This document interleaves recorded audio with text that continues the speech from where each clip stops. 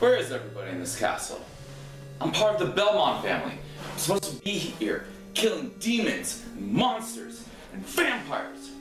Where are you guys? Where are you?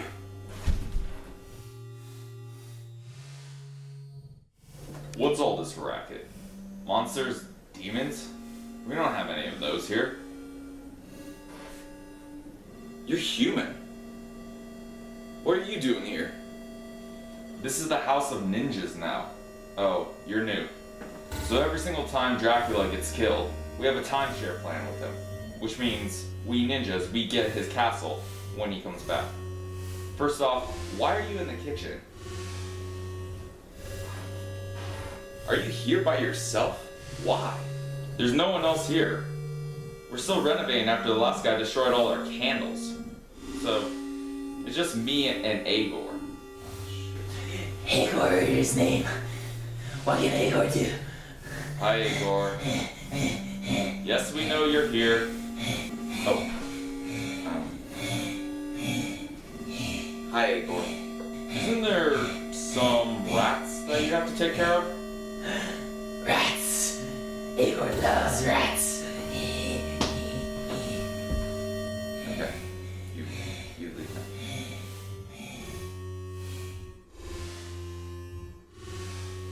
Try working with the guy. At least the hours are good. We're the demons. We're the monsters. We're the vampires. Where's everything? You mean this guy? Demon dog! This face? This is just my pet. This is just my phantom. Couldn't leave him at home today. Oh. Alright. Here you go, buddy. Go wait for Daddy. You know where.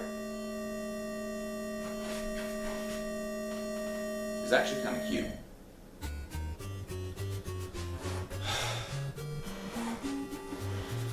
I was supposed to show my family that I really could do this. That I wasn't just useless. That I could actually go into haunted houses, into mansions, into castles, and find what ails them. Stupid candle. It's the famous candle meat! Do you mind if I take this? We ninjas don't trust wall meat, so it's all yours. You sure you don't need it? I know some of that wall meat is pretty tasty. Go, we don't need you here. We're still waiting for the pirates to come. See you. Yes! Yes!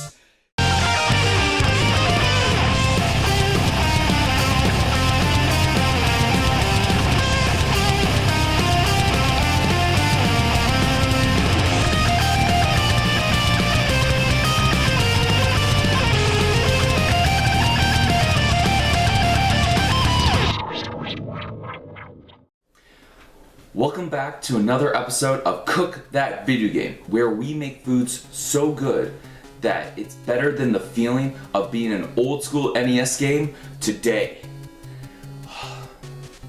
Finally beating that last boss, throwing that axe to their head, finishing them off. Yep, it's better than that. I'm Doug Grosser, your nerdy cook, and today our topic, Castlevania, with its delicious candle meat. Don't worry, you know it better as leg of lamb. We're gonna make a spiced leg of lamb with a thick balsamic reduction glaze. Sounds good, right? I'm excited. Let's get started. Now before you go any farther with the lamb or any other part of this recipe, make sure you take off any unnecessary clothing. Anything that, might get a little lamby at the end. So, jacket, gotta go. You don't need to get fully naked for this recipe. Lamb doesn't need to see any of that. Let us begin. So to begin this recipe, we're gonna start by making our brine. But not any old brine, we're making a dry brine. This way we don't have to worry about any excess liquid because a 6-pound lamb would require upwards of 2 to 3 gallon bags. And all that liquid in your fridge, it's just asking for it to burst. So we're gonna wrap it up in a nice, salty, dry brine. So what you're gonna need is approximately 1 cup of salt. Now we have the base of our brine. Let's add some flavorings to it. My favorite, smoked paprika. We're gonna use about a 1/4 cup of that. In addition, we're gonna use about a tablespoon each of thyme, coriander, cumin, and then a teaspoon of ginger and garlic. Where would we be without another teaspoon of pepper? Mix it all together. There's not a ton of seasoning in here, but this is only for subtlety. Our main flavor, and the one that we will taste more of, is our fig balsamic reduction, which of course you have in your pantry. No? You don't have it? Okay. I guess I'm just that freak. Well, don't worry. We can make it. Before we actually begin on our fig balsamic reduction, we're gonna wanna actually make sure this guy is seasoned. Liberally, like you're in Berkeley, liberally put as much salt mixture all over this bad boy, making sure that you get every single nook and cranny. You almost want it to look dry on the outside with the salt. Salt that sucker until it's literally encased in its salt. Grab yourself a medium to small saucepan. Now for this recipe, you're gonna need 2 cups of balsamic vinegar. Nothing too fancy, nothing too expensive, because otherwise, why would you? The good stuff, you have straight up. You just put straight on ice cream and, oh, it's good. But anyway, you want 2 cups of it. And yes, 2 whole cups, because this is going to reduce down, hence reduction. You're gonna be left with about 1/2 cup. Pour it into your saucepan.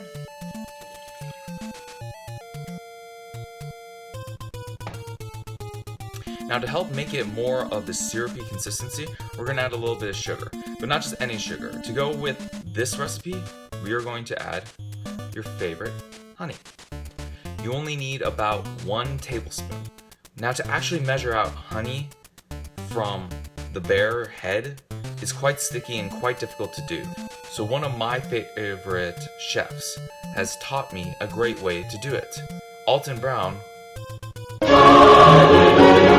For every squeeze you do of the bear's head, that's approximately 1/3 of a teaspoon. You do that 3 times, that's a teaspoon. You do that 9 times, that's a tablespoon. And that's what we're gonna do. 1, 2, 3. 3 more times later, you have a tablespoon. Now you're gonna set this bad boy on very, very low heat. With balsamic vinegar especially, there's so many qualities and so many different nuances within the vinegar itself that by boiling the vinegar vigorously will cause the properties just to disappear, just to go away. You want to do this very, very slowly. Don't worry, it's worth the wait. This will take you about 10 to 15 minutes just to get it started.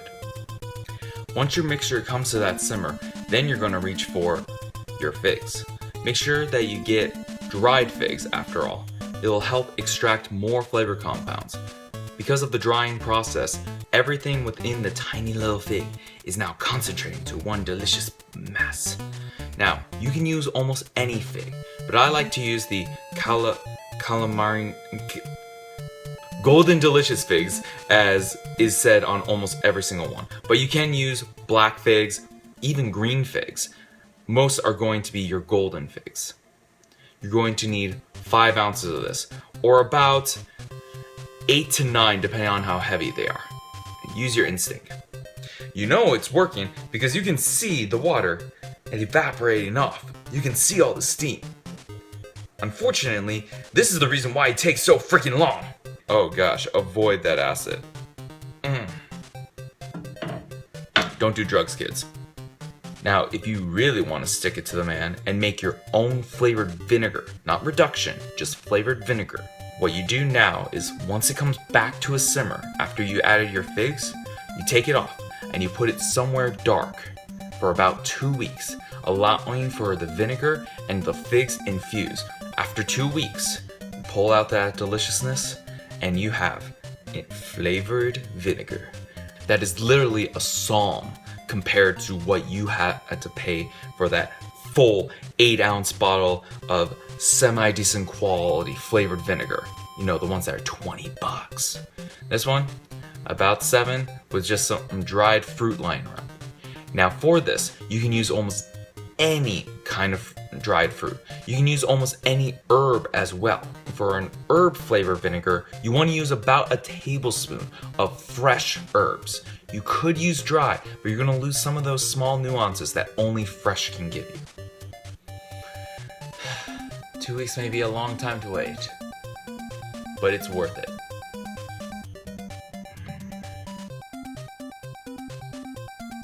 But we want our flavored vinegar mixture today, so that's what we're going to do. Once back up to a simmer, you're going to wait about an hour to an hour and a half for this mixture to fully reduce down. Yeah, I know, it's a long time to wait, but it's worth the wait. And in the meantime, you can always catch up on, one of these newfangled Game Boy Advances. Finally beat that last Castlevania level that took forever because you don't know how to beat Dracula. Hint, you need to hit him in the head. Get on. 1 hour and a half. I expect you to be done by then. Some of our balsamic reduction did get absorbed by the figs, so you will have somewhere between 1/3 to half a cup. You won't need that much to brush onto the lamb itself. You will only need about 1/4 of a cup. Don't get rid of all the figs just yet. We're going to use a couple of them for our final garnish, and whatever you don't end up using will be a very nice snack indeed. Chef's gotta treat himself to something after all. Once you separate out your vinegar from your figs, put them into your refrigerator and let them wait here along with your lamb. Your vinegar is going to continue to thicken up, so if it gets too thick tomorrow, make sure that you microwave it just for 20 seconds. That's all you need. Oh, and make sure that your lamb is down below. You don't want it to be contaminating anything else, just in case you have, a little accident. So, I'll see you tomorrow. Alright, so your lamb is resting. So what are you going to do with the leftover brine? Well, you can use that for almost any meat. You can use it for beef, pork, or chicken. Pretty much in major food categories. I would stick away from any fish, just because they are quickly and easily oversalted, because they have such delicate meat. Well, we got 24 hours now, so wanna go play some video games? Okay.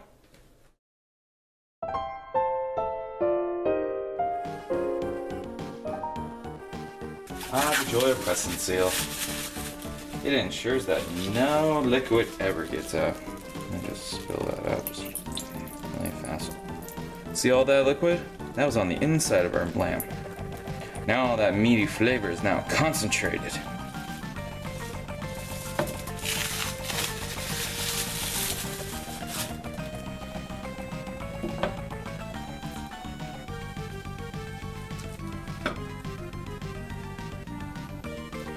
Now, once your lamb has come to temperature, it's still quite salty, so let's take a second to get rid of that salt. Beautiful. It is quite beautiful. But yes, alas, it has quite a bit of salt from it. So just quickly do a quick rinse. Don't worry, most of the flavor has already absorbed into the lamb's meat. We're just getting rid of most of the kosher salt that's on the outside. Why kosher salt? Well, kosher salt has a unique structure. Unlike normal table salt, which is more fine, kosher salt has a lot more surface area. It has a lot more jags and crags and a lot of other ags that basically say that it can take and absorb more moisture than normal table salt. You could use it in a pinch, but you're going to be getting a lot more sodium and not as much benefit from it. So, after your quick rinse, And one final thing that we have to do, with your lamb all set, grab yourself a wad of paper towels and pat it dry. You gotta make sure that the outside is nice and dry, otherwise the meat itself won't roast. It'll basically boil. You won't get that beautiful golden brown crust. Plus, when we go back later to brush on our fig glaze, nothing will stick because it'll just fall off with the water. Once you've patted it dry and you're ready to go, all you gotta do left is turn your oven to 325. We're going to do this at a low temperature. Because of the bone, which has this insulating properties, it's going to take a while for it to actually get to the temperature that we want. We're going to be cooking it about 15 to 20 minutes for a medium rare. Once it reaches medium rare, that's when we pull it, not any time before. Because of a fun thing called carryover cooking. Carryover cooking is where the heat on the outside is still hotter than the heat on the inside of the meat, meaning that it's going to still continue to cook even though there's no more heat being applied from the oven itself. So for that, it's 15 to 20 minutes per pound. So we'll check back here in about an hour and 40.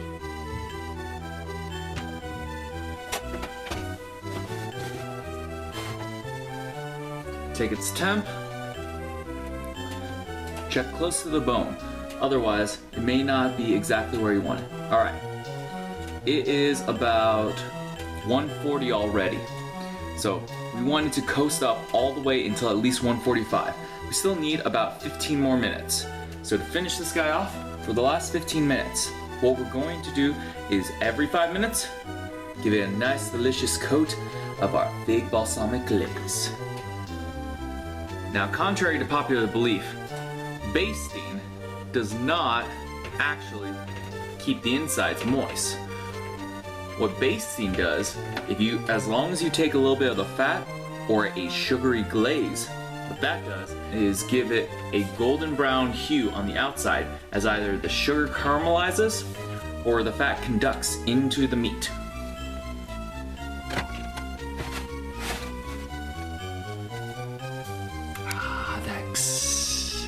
And put it back in.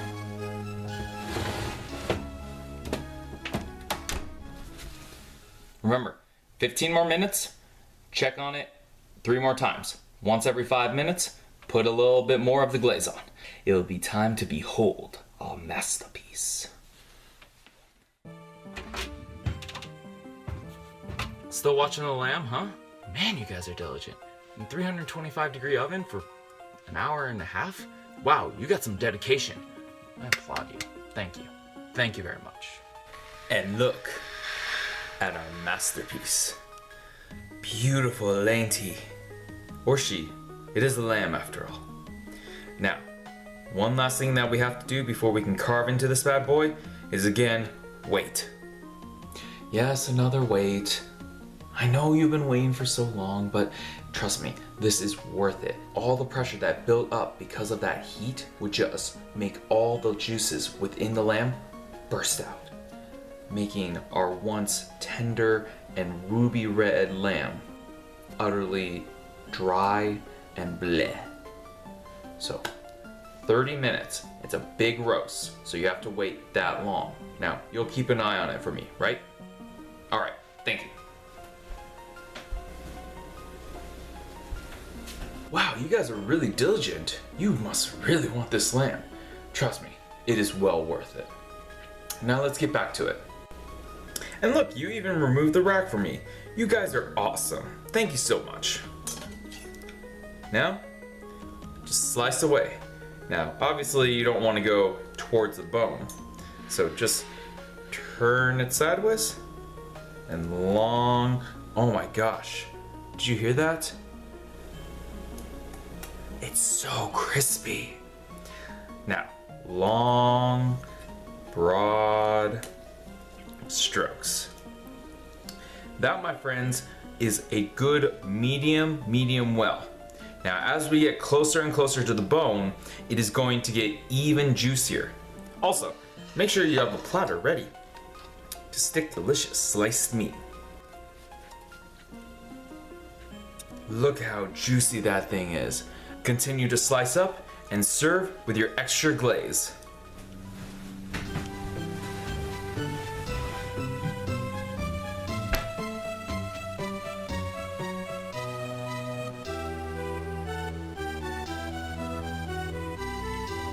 You know, if this Walmy has taught me anything, it's that maybe it's a new dawn. Maybe it's a new age. Maybe I don't have to go out and kill monsters anymore. Maybe there's something else worthwhile for me to do. You know, maybe I should become a ninja. Yeah, that'd be cool.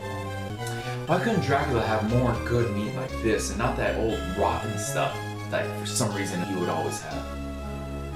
If I was a ninja, I'd probably stride leaps and bounds ahead of my fellow ninjas. I'm just that good. I need some. Where'd my lemon go?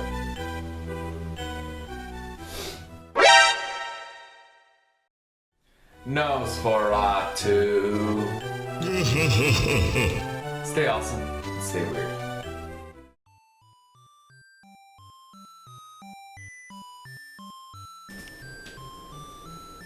Phantom compels you to like and subscribe to this. He also asks that if you have any suggestions, please leave them in the comments below. Now I must go and do ninja-y things, like sneak.